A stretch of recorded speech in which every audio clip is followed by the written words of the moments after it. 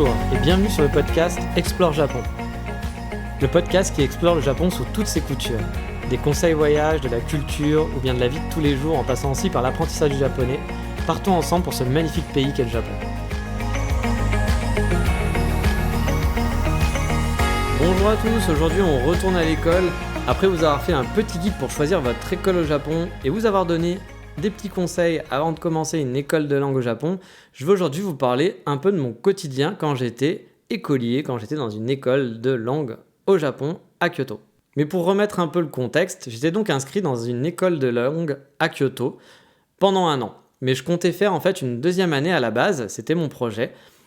Mais on ne peut pas demander tout de suite 2 ans dans l'école. C'est-à-dire on avait un visa pour 1 an et après il fallait le renouveler sur place. Son nom de cette école, c'était le Nihongo Center. Je l'avais choisi car elle avait de très bons retours de la part d'anciens étudiants et de bonnes notes sur le site dont je vous avais parlé dans mon dossier pour choisir une école. De plus, il n'y avait pas beaucoup d'étudiants chinois et l'école était assez mixte au niveau des nationalités. Alors quand je dis il n'y avait pas beaucoup d'étudiants chinois, ne pensez pas que je suis un raciste anti-chinois, c'était pas ça. Mais quand il y a des Chinois dans une école, c'est beaucoup plus difficile, le niveau est beaucoup plus haut car ils connaissent déjà les kanji. Et honnêtement, j'ai pu le vivre car après, au bout de 6 mois, on a certains étudiants qui sont arrivés et ça a été beaucoup plus compliqué. Toujours en parlant de mon école, elle était centrale dans Kyoto, ce qui était un choix vraiment déterminant pour moi qui voulait en fait pouvoir tout faire à pied et ne pas avoir à prendre de transport. J'avais vu une école par exemple dans le nord de Kyoto qui était dans une université qui avait l'air vraiment chouette avec des horaires différentes. Mais voilà, c'était assez loin. Pour aller à la gare, il fallait au moins 1h40 ou 2h à pied. Donc c'était un peu too much. Là, l'école était vraiment très centrale et c'était chouette au final d'être dans le centre de Kyoto. Un des avantages de cette école, c'est qu'un Français s'occupe des inscriptions. Ce qui est vraiment pratique quand vous faites votre dossier ou si vous avez des questions ou autres.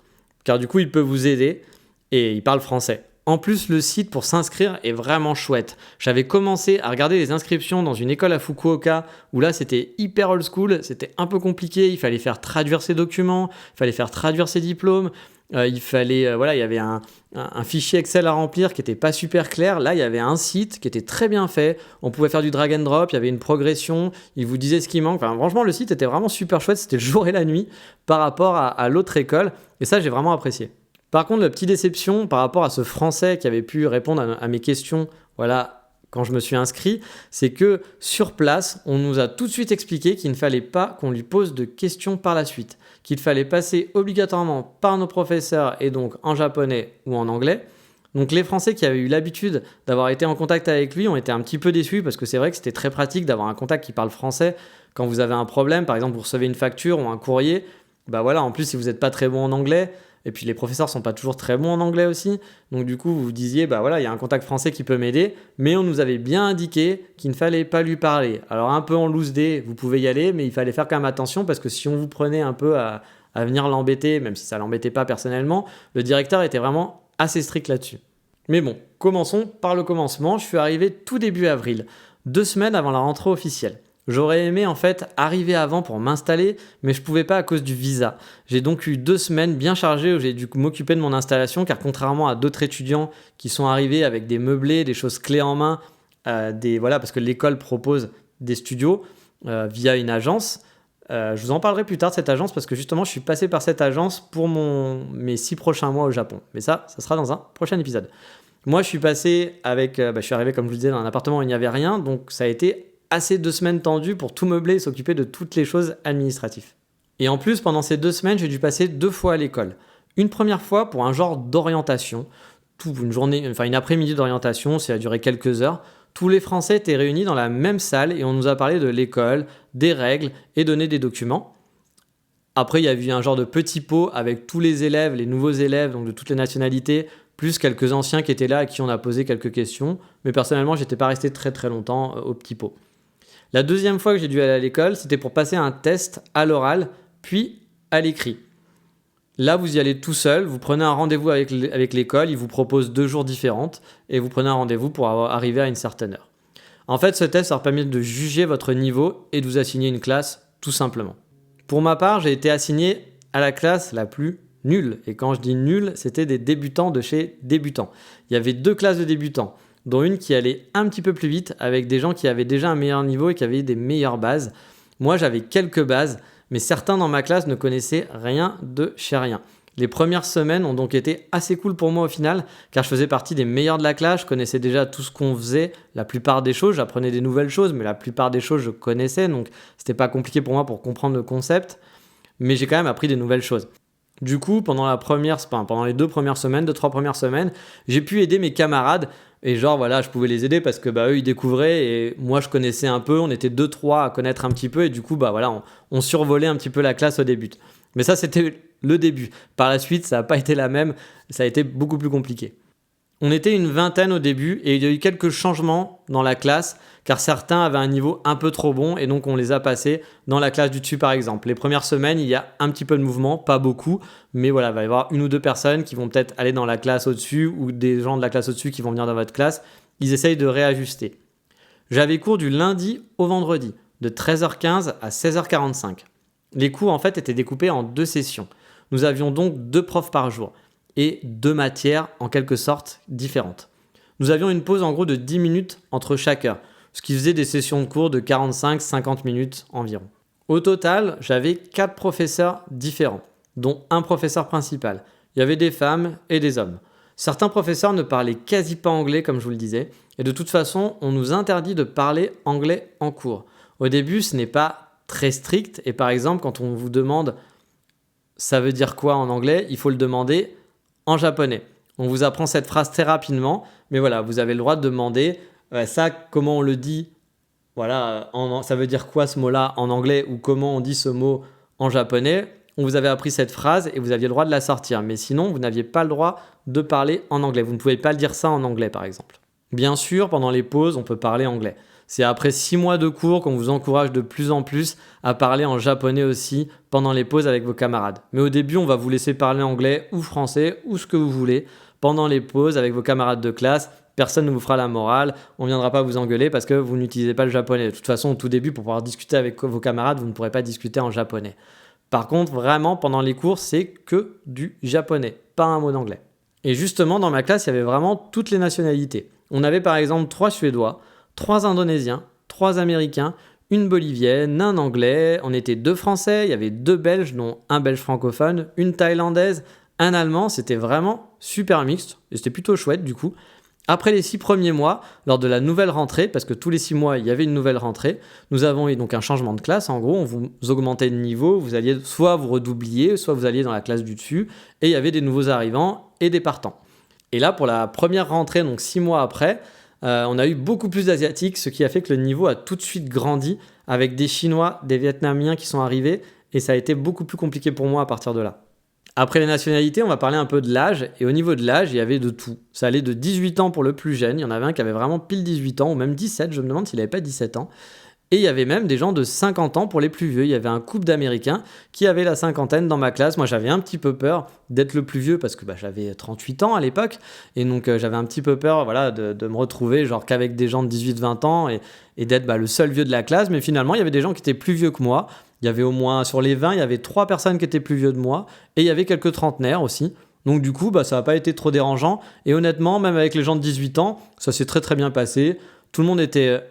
Les gens étaient vraiment très sympathiques. Donc du coup, moi j'ai eu une bonne classe. Je ne sais pas si c'est ça dans toutes les classes, mais moi vraiment, il y avait une vraie bonne ambiance dans la classe. C'était plutôt chouette. Donc comme je vous le disais, nous avions donc plusieurs matières. Il y avait des cours de conversation où en gros, on allait faire des petites scénettes. On apprenait des dialogues par groupe et on devait les jouer ensuite devant la classe. Moi perso, j'aimais bien ces cours, même si c'était plus du par cœur parfois à la base et que moi j'aime pas trop le par cœur. Mais on nous autorisait aussi à improviser et à jouer des rôles. Du coup, on se marrait bien. Même si le par cœur, donc comme je disais, c'est pas mon truc pour le coup. Contrairement aux Asiatiques qui sont parfois de vrais robots là-dessus, j'étais impressionné. Ils sont capables de répéter mot pour mot. On leur dit une phrase et ils répètent ensuite mot pour mot la même phrase. Moi, j'en suis incapable. Pour pouvoir ressortir un mot, il faut que je l'ai entendu au moins une 50aine de fois. Mais du coup, vu qu'on pouvait improviser et se marrer, moi j'adorais jouer des rôles, je jouais des filles, je jouais des trucs avec les intonations, les accents, ça me faisait bien rigoler et on pouvait improviser, faire des trucs un peu rigolos, tant qu'on gardait en fait les structures grammaticales, la base grammaticale qui était là pour apprendre. Après, les profs nous laissaient faire quand même un peu ce qu'on voulait, donc c'était quand même assez chouette comme cours. Ensuite, une autre matière qu'on avait, c'était de la grammaire et de la conjugaison. Là, vous vous en doutez, on apprenait juste à conjuguer les règles de grammaire ou comment compter par exemple. Nous avions aussi une matière dite sakubun, où là aussi on nous apprenait de nouvelles choses et à la fin on devait écrire une rédaction sur le sujet en utilisant les nouvelles notions apprises en cours, qui pouvaient être des mots, de la conjugaison, de la grammaire, etc. Et il fallait faire une page ou deux sur ce sujet.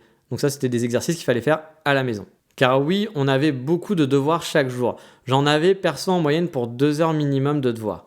Au départ, on nous demandait juste d'écrire des phrases toutes bêtes en mode freestyle avec les mots appris pendant la journée ou avec les conjugaisons apprises pendant la journée. Donc vous pouviez vraiment écrire n'importe quoi tant que vous utilisiez des choses apprises. Il fallait faire juste 20 lignes. Alors 20 lignes, ça paraît pas beaucoup. Vous me dites 20 lignes, bon ça va, ça se fait facilement. Mais écrire en japonais au début, ça prend du temps. Juste le fait d'écrire, vous voyez, c'est pas de savoir réfléchir à comment, si on fait des fautes et autres, mais juste d'écrire en japonais, d'écrire les hiragana, les katakana, si vous ne en avez jamais fait, au début ça prend du temps. Écrire des kanji, ça va prendre du temps. Donc du coup, un exercice très simple finalement va prendre énormément de temps. Ensuite, les devoirs se sont transformés en exercices plus traditionnels. Et là, c'est devenu beaucoup plus scolaire. Des devoirs à faire en mode robot qui perso ne m'aidait en rien du tout.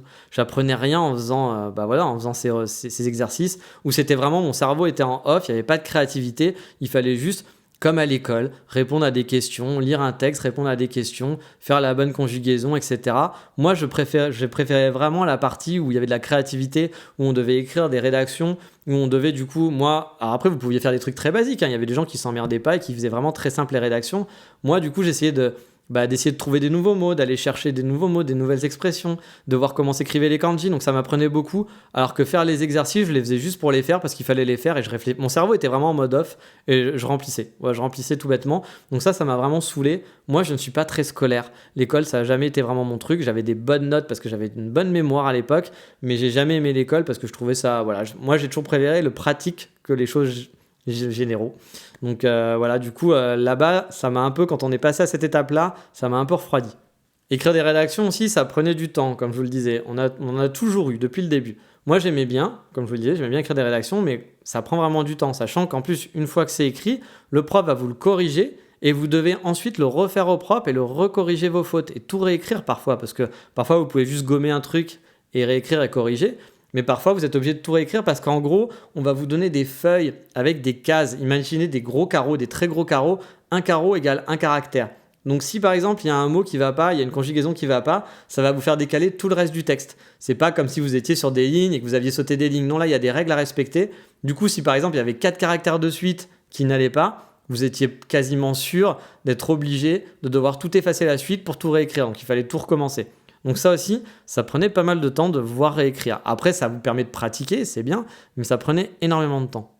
Une autre chose qui prenait beaucoup de temps aussi en dehors des cours, c'est que nous avions beaucoup de tests. On avait des dictées régulières. Souvent, les dictées n'étaient pas notées, car nous étions dans une classe aussi qui n'était pas très bonne, et du coup, je pense qu'ils étaient moins stricts là-dessus.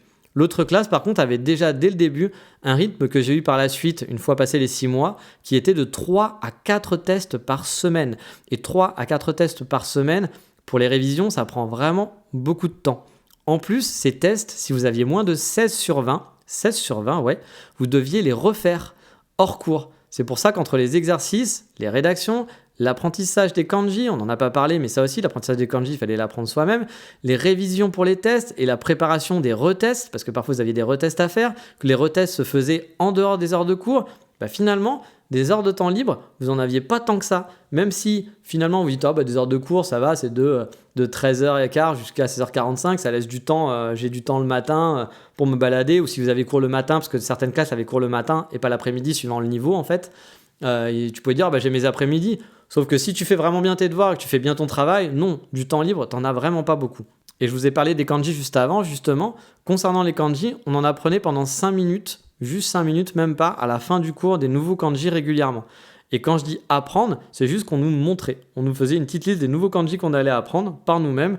Ensuite, on avait juste des tests réguliers, mais c'était à nous finalement d'apprendre les kanji en dehors des cours. Donc moi, tous les jours, je passais 1 heure à travailler les kanji et à travailler les tests de kanji parce qu'on avait chaque semaine un test de kanji à faire. Et si vous loupiez les tests de kanji, soit il fallait le refaire, soit on vous demandait de recopier une vingtaine de fois, une dizaine de fois, les mots ou les kanji que vous étiez trompé. Donc ça prenait énormément de temps après à recopier. Moi ça va, les kanji j'étais pas trop mauvais, mais pour ceux qui n'étaient pas très bons, honnêtement ça leur faisait beaucoup de boulot en plus. Après, au départ, il n'y avait pas beaucoup de kanji, ça allait, il n'y en avait même quasiment aucun. Mais au fur et à mesure, au fil des jours et des semaines, il y en a de plus en plus dans les textes, donc de plus en plus à comprendre, de plus en plus à connaître, et ça devient vraiment compliqué. Pour vous dire, au début, nous avions un livre qui était traduit en français. Donc c'était cool, parce que du coup, c'était assez simple à comprendre. Ça aide, parce que vu que tout est en japonais, d'avoir la traduction en français, ça permet que c'est quand même un certain confort au départ pour commencer l'apprentissage. Après, on est passé assez rapidement à des livres avec des traductions en anglais. Donc si vous ne parlez pas anglais, ça peut être un petit peu compliqué pour vous. C'est des trucs assez basiques. Moi, mon anglais n'est pas très bon, j'arrivais à m'en sortir, mais si vous êtes vraiment nul en anglais, ça peut être un petit peu problématique, je pense. Puis après les 6 mois, plus d'anglais du tout. Les explications étaient uniquement en japonais et les kanji parfois pas traduits du tout en hiragana. Ça devenait vraiment tout de suite beaucoup plus compliqué. D'un point de vue des vacances aussi, il y en avait pas mal au final. En plus des week-ends, sur un an, j'ai donc commencé l'école le 16 avril de mémoire. J'ai eu une Golden Week, donc là où il y a pas mal de jours fériés à la suite en mai. Ça, c'est un truc national. Nous avons eu ensuite des vacances fin juillet jusqu'à mi-août. À chaque fois, les vacances duraient 3 semaines, donc ce qui était plutôt chouette. Ensuite, nous avons eu des vacances de fin septembre à mi-octobre, puis de fin décembre à mi-janvier, et donc l'école se finissait mi-mars. Il y avait aussi parfois des jours fériés nationaux, donc vous aurez le temps d'explorer, surtout que pendant les vacances, honnêtement, on n'avait pas énormément de devoirs, ou très peu.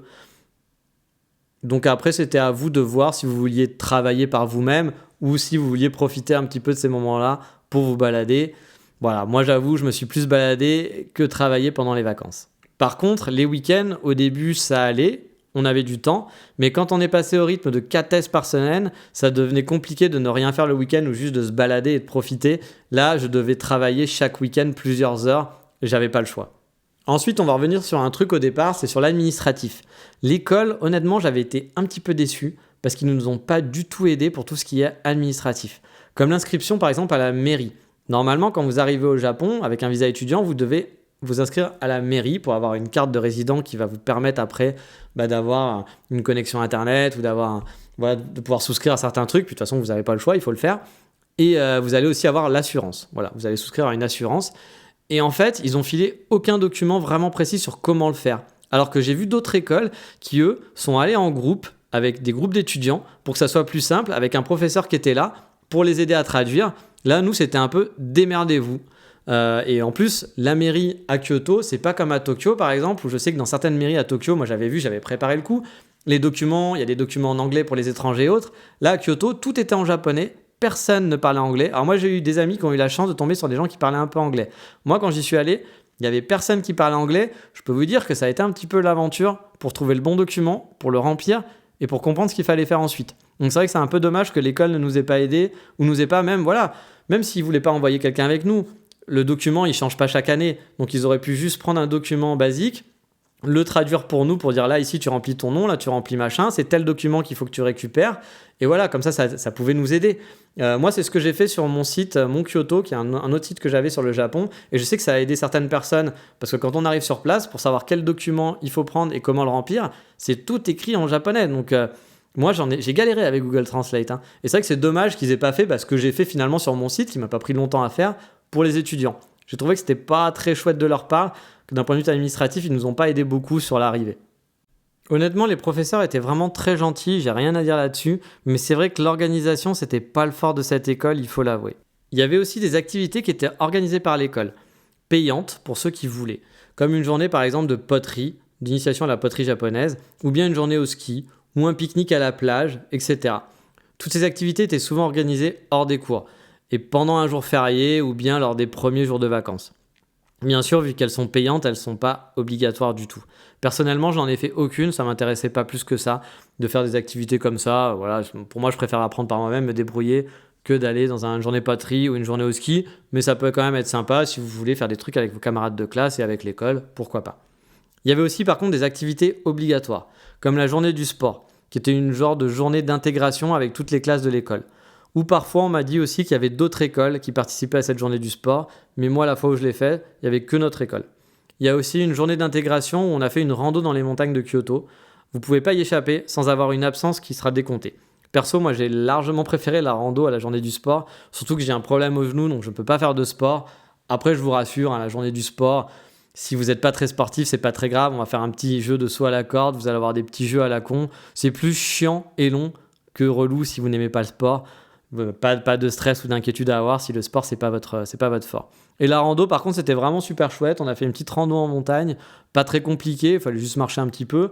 On transpirait un petit peu, mais ça allait, c'était chouette. Et franchement, l'ambiance était plus détendue, c'était plus cool que la journée du sport où finalement, voilà, la rando, c'est une rando. On marche, on fait un pique-nique, on parle avec qui on veut, c'est cool. La journée du sport, c'est des trucs un petit peu, bah voilà, vous n'avez pas le choix, il faut faire telle et telle activité. Voilà, c'était pas très très passionnant. Ah oui, et vous vous dites, mais pourquoi tu as fait 2 journées d'intégration alors que tu es resté 1 an dans l'école? En fait, j'en ai fait 2 car tous les 6 mois, il y a une rentrée, comme je vous le disais tout à l'heure, avec un changement de classe et des nouveaux élèves. On vous fait passer dans une classe qui est supérieure, sauf si vous n'avez pas le niveau. Et dans ce cas-là, on va peut-être vous faire redoubler. Il y a un examen final en fait, parfois, mais c'est pas toujours, c'est assez bizarre comment. Je peux pas vous dire, il n'y avait pas vraiment de règles. Mais moi, par exemple, pour la première classe des 6 mois, on avait un examen final qui normalement devait dire si on allait passer ou pas. Mais au final, je crois que c'est plus votre niveau général qui détermine si vous passez dans la classe supérieure ou non. Et du coup, là, par exemple, je sais que 6 mois après, moi, je suis pas resté jusqu'à la fin des 1 an, mais 6 mois après, ils n'ont pas eu d'examen. Voilà. Et là, je sais que ça fait, j'ai un ami qui est encore là-bas, ça fait donc 1 an et demi qu'il est là-bas, donc ça fait 3 fois 6 mois. Et pour la fin de ces 3 fois 6 mois, en fait, la condition pour passer, bien sûr, il y avait le niveau général, mais il fallait avoir rendu toutes ces rédactions. Et lui, il voulait pas passer parce que le niveau était devenu beaucoup trop difficile. Maintenant, il y avait beaucoup d'étudiants asiatiques. Ils apprenaient 5 notions. C'était vraiment l'enfer. Et donc, il a dit, je préfère redoubler pour au moins bien gérer ce que je connais. Et voilà, je finirai mes 2 ans de japonais sur des bonnes bases plutôt que de speeder et ne pas pouvoir suivre. Donc, il a préféré pas rendre ses rédactions et redoubler. Et beaucoup d'élèves occidentaux de ma classe qui étaient là au début et qui sont encore là-bas, c'est ce qu'ils ont fait. Il n'y en a qu'un qui a décidé de continuer, mais la plupart ont décidé de redoubler leur dernière classe parce que ça devenait trop compliqué. Et attention, on peut vraiment redoubler. Moi, j'ai eu un élève, par exemple, on l'a fait changer de classe parce qu'il galérait et que c'était trop compliqué. Il a redoublé une première fois. Il a passé, en fait, les 6 premiers mois. Mais arrivé dans les 6 premiers mois, il était vraiment trop en galère. Du coup, ils l'ont fait redoubler. Il y a d'autres personnes de ma classe qui, eux, étaient dans ma classe dans les 6 premiers mois, qui, eux, ont refait une classe de débutants. Pas depuis le début, ils ont pu les mettre dans une classe en gros de niveau 3 mois, on va dire intermédiaire, donc ça leur a permis de ne pas recommencer depuis le début. Mais voilà, il y a vraiment, c'est pas j'ai payé et je passe. S'ils considèrent que vous n'avez pas le niveau, vous redoublerez. Vous pouvez aussi demander à redoubler, souvent ils n'aiment pas trop ça parce qu'ils ont déjà préparé leur classe, mais si vous sentez que votre niveau est vraiment pas là, il faut faire le forcing et au bout d'un moment ils vont accepter de refaire une classe parce que vous vous sentez trop perdu, quoi. Et vraiment parfois ça va trop vite, c'est assez compliqué quand même. Ah aussi, je vous parlais des absences, j'aimerais revenir dessus, parce que dans mon école, ça rigolait pas trop avec ça. Vous avez techniquement, j'avais fait des calculs, on ne vous le dit pas, on ne vous donne pas le nombre de jours, mais j'avais fait des calculs, le droit entre 10 et 20 jours d'absence sur une période de 6 mois, en gros. En fait, vous avez un pourcentage de présence qui est affiché en classe si vous êtes en dessous des 90%. Et on vous explique que si vous avez moins de 90, on ne vous donnera pas votre diplôme à la fin, car à la fin, il y a un diplôme, il vaut ce qu'il vaut, je pense qu'il est utile. Si vous voulez après continuer dans une école au Japon ou si vous voulez vraiment faire valoir quelque chose, après c'est pas un diplôme d'État, hein, ça reste comme si vous aviez un diplôme Wall Street English Institute, hein, ça ne veut pas dire grand chose. Mais si vous avez moins de 90%, on vous ne donnera pas le diplôme. Moi par exemple, je n'ai pas fini l'année, j'avais plus de 90% en taux de présence donc ça allait. Mais vu que je suis parti avant la fin des 1 an, j'ai eu aucun diplôme comme quoi j'avais fait l'école. Ce qui n'est pas très chouette parce que je suis parti 1 mois avant la fin. J'étais toujours celui qui rendait ses devoirs, je faisais toujours tout, j'étais le seul qui rendait ses devoirs en temps et en heure, etc. Ils auraient pu être cool, mais bon, voilà, c'est les Japonais, ils sont très stricts là-dessus. Moi, honnêtement, j'en avais rien à foutre d'avoir ce papier-là, donc c'était pas très grave. Mais c'est vrai que c'est pas hyper chouette. Et là, c'est si vous avez moins de 90, mais si vous aviez moins de 80% de présence, et ben en fait, on vous fera peut-être pas l'extension de visa. C'est-à-dire que si au bout de 6 mois, vous aviez un visa d'1 an ou un visa de 6 mois, vous restez 6 mois à l'école et vous voulez, moi il y a des gens qui étaient là pour 6 mois et qui finalement ont demandé 6 mois supplémentaires. C'est-à-dire que vous pouvez demander que 6 mois et augmenter de 6 mois, tous les 6 mois, je crois qu'il y a le max c'est pendant 2 ans, vous pouvez faire ça. Mais voilà, vous n'êtes pas obligé de dire tout de suite je veux partir 1 an, vous pouvez faire que 6 mois au départ et on va vous demander si vous voulez rester plus longtemps. Et bien si vous aviez moins de 80% de présence, le visa était refusé, tout simplement. Donc c'est pour ça, mais là c'était pas l'école, je pense que c'était le gouvernement japonais, parce que donc l'école envoyait ses infos au gouvernement japonais, et donc du coup à l'immigration. Donc c'est pour ça que la présence, c'est important. Il faut faire attention à ça. Il faut pas, sauf si vous pensez venir ici que pendant 6 mois, mais sinon, ça peut vous coûter la suite de vos études. Du coup, moi perso, il m'est arrivé de venir en étant malade, histoire de paniquer mon score. Même si j'ai eu quelques absences, Parfois, en faisant le calcul, on se rend vite compte qu'on peut être absent, comme je vous disais, entre 10 et 20 jours. Je dis 10 et 20 car au début de mon aventure, nous avions le seuil à 80% de présence qui est passé au bout de 6 mois à 90. Alors, je ne sais pas si c'était des nouvelles lois japonaises ou quelque chose qui a changé, mais du coup, voilà, on avait le droit que plus qu'à 10 jours d'absence. Donc, si vous êtes malade, sauf si vous êtes vraiment très malade, il faut quand même venir en cours. On peut aussi avoir des mots d'absence, je crois, mais je crois qu'il faut que ça soit vraiment justifié. Il faut que l'absence soit assez longue pour que ça soit considéré comme une vraie absence. Je me souviens plus exactement. Mais si vous avez un petit rhume que vous vous sentez pas bien, parfois voilà, il faut quand même faire l'effort. Vous avez mal au crâne, vous venez en cours, vous dites au professeur que vous n'êtes pas en forme. Moi, ça m'est déjà arrivé d'arriver en cours et de vraiment pas être en forme, d'avoir un mal au crâne, mon cerveau réfléchissait pas. J'ai dit au professeur, je suis désolé, je suis malade et je me sens pas très bien. Le professeur, il dit tu peux rentrer chez toi. Je fais non, mais je vais rester parce que c'est vrai qu'aussi, si vous suivez pas un cours, c'est difficile de rattraper. On apprend énormément de choses chaque cours. Si vous loupez un cours, ça peut être très très compliqué. Après, vous loupez 2 cours, ça peut être très très dur de reprendre le rythme parce qu'on apprend énormément de choses chaque cours. Donc moi je m'étais dit c'était pas trop pour le taux d'absence, c'était plus que je me disais si je suis pas là, je vais être à la rue, ça va être très difficile le cours d'après quoi. Donc je suis venu et les professeurs ont été très sympas, ils m'ont pas interrogé du tout. Voilà, pendant le truc, donc j'ai pu écouter sans avoir de stress, sans avoir mon cerveau qui bug, donc c'était quand même très très chouette. Et là on va passer sur une partie qui est un petit peu moins chouette. Je vous parlais des tests que nous avions chaque semaine, et donc je vais vous en parler un peu plus en détail. En gros, nous avions un test de kanji. Dans ce test, on devait remplir des cases avec les kanji appropriés dans une phrase. Et inversement, parfois, nous avions le kanji qui était écrit et on devait écrire sa traduction en hiragana. Étrangement, personnellement, c'est dans ce deuxième cas où j'étais vraiment le moins bon et je faisais souvent des petites fautes du genre oublier un petit U dans le... Bon, si vous ne connaissez pas du tout le japonais, ça ne va pas vous parler, mais voilà, d'oublier certaines lettres qu'on n'entend pas, qui sont là pour doubler des sons, des sonorités et autres. Et j'étais pas très bon pour ça. Moi, je suis très nul en orthographe en général. Donc du coup, on peut considérer ça un peu comme l'orthographe japonais. Et du coup, moi, c'était souvent là-dessus que je perdais des points. En moyenne, pour ces tests, il y avait une vingtaine de phrases et il fallait connaître 16 kanji, qui devaient faire une combinaison de 40 mots environ. Donc il y avait un peu plus que 16 kanji à connaître parce que parfois c'était des combinaisons de kanji. Donc il y avait d'autres kanji qui rentraient dedans ou des nouveaux kanji. Donc fallait plus. Ok, il y a 16 kanji, mais il fallait connaître 40 mots. Donc je considère que c'est plus les 40 mots qu'il faut apprendre que juste savoir 16 kanji et après ça roule, quoi. Donc il fallait savoir les lire et les écrire donc. Et ce test durait à peine 10 minutes. Ensuite, on avait un test de grammaire. Un texte à trous avec des 3 ou 4 propositions de conjugaison où il fallait choisir la bonne. C'était sur 2 pages, il y avait souvent une quarantaine de phrases. Là, je me souviens plus exactement, mais ça devait durer dans les 20 minutes à tout casser. Donc, il fallait juste choisir. C'était un texte où il fallait choisir la bonne conjugaison, le bon mot, etc. Un texte à trous. On avait aussi un gros test, c'était sur la leçon principale, on appelait ça le main, où il y avait de la conjugaison, du vocabulaire, des kanji, des tournures de phrases. Donc ce test était vraiment plus massif et beaucoup plus compliqué, il durait en moyenne 40 minutes. On avait aussi, comme je vous l'avais déjà dit, parfois des dictées qui n'étaient pas notées. Et on avait eu un autre test aussi après les 6 mois, donc après la première classe, où on avait du vocabulaire, où on devait placer une vingtaine de mots dans un texte en les écrivant en kanji. Donc c'était des mots qu'on avait appris la semaine d'avant, il y avait une vingtaine de mots de vocabulaire et il fallait lire un texte et remplir avec des phrases. Il y avait des phrases en fait qui étaient liées au dernier texte qu'on avait appris et donc mettre les bons mots au bon endroit et il fallait bien sûr les savoir écrire parce qu'ils n'étaient pas écrits. Donc c'était à vous de les écrire et de savoir comment ils s'écrivaient. Et parce que c'est pas encore fini, il y avait aussi des tests oraux. En gros, c'était les petites scénettes dont je vous parlais.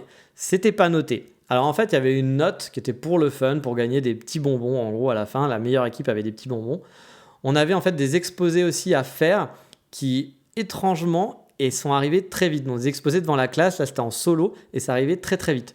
Je me suis désigné le premier pour passer le premier et c'était à peine 3 semaines après la rentrée. En fait, le directeur a dit qui veut passer premier. Enfin voilà, on a fait une liste avec un agenda de tous les gens qui allaient passer. Il y avait, je crois, 2 personnes, 3 personnes qui passaient par semaine, je crois. C'était en début de cours. Et donc, il a demandé, forcément, au tout début, personne n'a voulu y aller. Et je me suis dit, bon, allez, on est là pour apprendre, on est là pour le fun. Moi, d'habitude, il y a très longtemps, passer à l'oral à l'école, c'était vraiment pas mon truc. Mais maintenant, je m'en fous. Ça m'amuse même. Du coup, je me suis dit, allez, je vais me proposer, je vais passer en premier. Mais du coup, ça, c'était vraiment juste 3 semaines après la rentrée. Donc, on avait un vocabulaire qui était vraiment limité, mais on devait faire un exposé. L'exposé devait durer 5 minutes. Mais bon, certains ont fait 10 minutes, comme moi par exemple, où ça a duré un petit peu plus longtemps. D'autres ont fait qu'1 minute parce qu'ils étaient en galère ou qu'ils ne l'avaient pas travaillé tout simplement. Il n'y avait pas de pression. Voilà, le directeur qui était quand même un petit peu strict mettait pas de pression pour ces choses-là. Car oui, franchement, dans l'ensemble, les professeurs sont bienveillants. Il y a eu juste deux trois moments qui ont été un peu tendus. J'ai pu voir des situations où on sent un peu mal, soit pour soi-même, parce que voilà, c'est compliqué, soit pour l'élève en face. Et j'ai vu quelques élèves pleurer de temps en temps parce que ça se passait mal et que c'était difficile. Mais dans l'ensemble, les professeurs sont vraiment très très gentils. On m'avait dépeint, par exemple, le directeur comme quelqu'un de cassant, d'humiliant. Il faisait peur. Voilà, c'était un monsieur qui faisait un peu peur, un vrai directeur, comme on voit un vrai professeur qui vous fait un peu peur, même à 38 ans. Vous voyez, ça faisait un peu comme quand on était à l'école. Bah, il était un peu voilà, très strict, mais c'était pas quelqu'un de foncièrement méchant. Avec les élèves, il était toujours assez bienveillant au final. Pour revenir à cet exposé, bah, on avait le droit de le lire. Donc vous voyez, c'était très simple, il suffit juste de le préparer et de lire l'exposé. Mais moi, j'ai préféré le faire sans, ne pas lire, car pour moi, j'étais vraiment là pour apprendre. Les notes, honnêtement, je m'en foutais. C'était vraiment, j'étais pas là pour ça. Et c'est ça aussi qui a été un peu un problématique avec moi, c'est que je suis tombé avec des gens qui avaient la vingtaine, qui étaient dans un système scolaire et qui étaient encore dans cet état d'esprit des notes, d'être le meilleur, d'avoir la bonne note, de faire plaisir à papa, à maman, de faire plaisir au professeur. Alors que moi, j'étais vraiment là pour apprendre pour moi-même. Je veux dire, ça aurait pas été noté, j'en aurais rien à foutre. Enfin, moi, les notes, je m'en foutais. Ce qui était juste chiant pour les notes, c'est qu'il fallait les refaire quand vous aviez moins de 16. Donc ça, c'était vraiment chiant. Mais honnêtement, moi, les notes, j'étais là pour apprendre pour moi, pas pour faire plaisir à quelqu'un. C'était vraiment pour moi.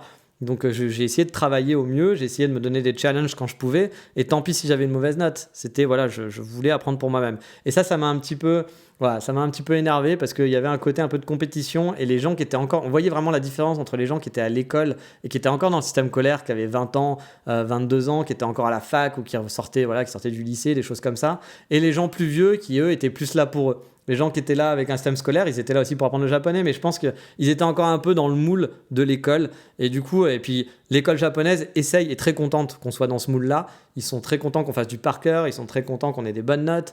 Voilà, et du coup, bah, moi, ça a un peu clashé avec moi parce que moi, j'ai pas du tout cet état d'esprit-là, quoi. Donc j'avoue que ça a été vraiment un gros problème pour moi, l'école, par rapport à ça. Pour vous dire, il y avait certains professeurs, donc c'était surtout le directeur, celui qui était plus strict, qui, quand il rendait les notes, rendait du meilleur au plus nul. Bah ça, moi, j'aimais pas, par exemple. J'ai été juste une fois le plus nul, donc bon, c'est pas très grave. Je m'en foutais d'être le plus nul. Mais je trouvais ça pas cool parce que du coup, il y avait souvent les mêmes personnes qui étaient à la fin et c'est un peu dégradant pour ces gens-là qui doivent pas se sentir cool de récupérer ces notes et de se dire bah putain, je suis encore dernier, ça y est, j'ai encore une mauvaise note, ça y est, je vais devoir refaire le test. Voilà, c'est pas positif et je me dis pourquoi les mettre par classement, t'aurais pu les rendre comme ça et chacun fait ce qu'il veut avec sa note. Voilà, si toi t'es content d'avoir une bonne note, bah t'es content, si la note tu t'en fous, bah tu t'en fous. Et là, il y avait que ce côté parfois classement, je trouvais ça ridicule en fait, et j'ai trouvé ça dommage. C'était vraiment trop old school au niveau de l'école, et moi j'aime pas ça, donc ça m'a un peu. J'ai trouvé ça désagréable au final. Alors désolé, ce podcast est un petit peu long, mais je voulais faire vraiment le tour de comment ça se passe dans une école japonaise, et j'ai pas fini, il reste encore quelques petites choses, mais ça va aller vite. Par exemple, pour la classe en elle-même, au tout début, on pouvait choisir notre place et se mettre à côté de nos potes. Voilà, si vous aviez un pote français, forcément, vous allez vous mettre à côté de lui. Mais pour éviter ça, très rapidement, les places étaient tirées au sort toutes les semaines. Donc en gros, toutes les semaines, on changeait de place dans la classe et on avait donc des camarades différents pour faire les exercices et pour pas aussi papoter et avoir son pote avec qui tu vas discuter pendant les cours pendant une heure. Et ça, c'était plutôt bien fait, je trouvais. Alors après, il y avait toujours l'angoisse de dire putain, pourvu que je sois pas à côté de lui, parce qu'on détestait faire des exercices avec un mec qui pouvait être très sympathique, mais par exemple, qui avait un niveau qui était largement meilleur que vous, ou un niveau qui était moins bon que vous, ou alors un mec voilà, qui était... On avait une ou deux personnes qui faisaient pas bien les exercices, qui s'en foutaient un peu, et du coup, c'était dommage quand toi, tu avais envie de le faire. Donc il y avait toujours un petit peu ce stress. Mais bon, au final, c'était sympa de pouvoir changer, puis ça permettait de discuter avec tout le monde, et ce qui permet une bonne cohésion aussi dans la classe. Car oui, aussi, dans la classe, on nous encourageait à faire beaucoup d'oral, à parler avec tout le monde pendant les exercices. On ne reste pas assis à sa place toute l'après-midi, non, on va se lever souvent, pratiquer des exercices avec les autres élèves pendant 5 minutes, puis on va se rasseoir, on est interrogé aléatoirement, voire parfois c'est à vous d'interroger un autre élève et de faire une conversation. Voilà, il y a beaucoup d'oral, il y a beaucoup d'interactions avec les professeurs, mais avec les autres élèves aussi. Ça, c'est plutôt bien par contre. J'ai trouvé ça assez chouette. Donc par contre, si vous êtes timide, va falloir vous battre un peu avec vous-même car vous allez beaucoup parler. Vraiment, vous allez beaucoup parler. Chaque jour, en moyenne, chaque élève est à interroger au minimum 4 à 5 fois par le professeur. Et bien sûr, il y avait en plus des exercices avec les autres élèves. Mais vous êtes sûr de passer au moins 4 ou 5 fois à l'oral avec les autres qui vont vous écouter. On va vous poser une question, voilà, vous devez répondre, etc. ou faire un exercice. Donc si vous êtes un petit peu timide, va falloir travailler dessus. De toute façon, vous n'aurez pas le choix, vous allez passer à l'oral. Mais si ça vous stresse énormément, préparez-vous, parce que voilà, il va falloir s'habituer à ça, vous allez être interrogé, vous n'allez pas pouvoir trouver des subterfuges pour pas être interrogé comme ça peut arriver parfois à l'école standard. Car par exemple, notre prof principal, à chaque début de cours, avec lui, en faisant l'appel, il nous posait une question. Donc en gros, il allait dire votre nom et il allait vous poser une question par rapport au vocabulaire qu'on avait un peu appris, etc. Ou alors, il nous demandait de nous raconter quelque chose de notre vie, c'est-à-dire qu'il nous disait, voilà, maintenant à toi, raconte-moi un truc sur ta vie, un petit truc pendant 2 minutes. Ou bien, il nous demandait de lui poser une question directement à lui en utilisant les dernières choses apprises, les dernières formes, les dernières conjugaisons, les derniers mots, les dernières formes grammaticales. Donc voilà, faut pas être timide, car je vous le dis, vous allez vraiment beaucoup participer dans une classe de japonais. Mais voilà, cet épisode est très très long, je m'en excuse, mais bon, comme à chaque fois les épisodes sur l'école sont un petit peu longués car il y a beaucoup de choses à dire. Mais dans un prochain épisode, je vous dirai aussi ce que j'ai pas aimé dans cette école, parce qu'il y avait des choses positives, et je vous en parlerai, et je vous parlerai aussi des choses qui étaient très négatives pour moi, vous faire une comparaison de ce que j'ai aimé, ce que j'ai pas aimé. Voilà, ça vous fera une idée aussi par rapport à à vous-même, voir si vous avez envie de faire cette école, le Nihongo Center. Mais je pense que les écoles japonaises, dans l'ensemble, sont à peu près dans le même moule. J'ai vu beaucoup de gens arrêter et abandonner les écoles comme moi à cause des mêmes problématiques, mais ça on en reviendra aussi dans un autre épisode. Mais vu que cet épisode est un peu long, on va en rester là pour aujourd'hui. Et dans le prochain épisode, on passera une petite journée sur Kobe, car si vous allez sur Osaka et Kyoto, ça peut être une bonne idée de caser Kobe dans votre parcours. Kobe est une ville connue et touristique, mais tout le monde n'y va pas. Du coup, je vous expliquerai pourquoi ça serait bien d'aller là-bas. Mais ça sera pour la prochaine fois. Mata, ciao, bye bye.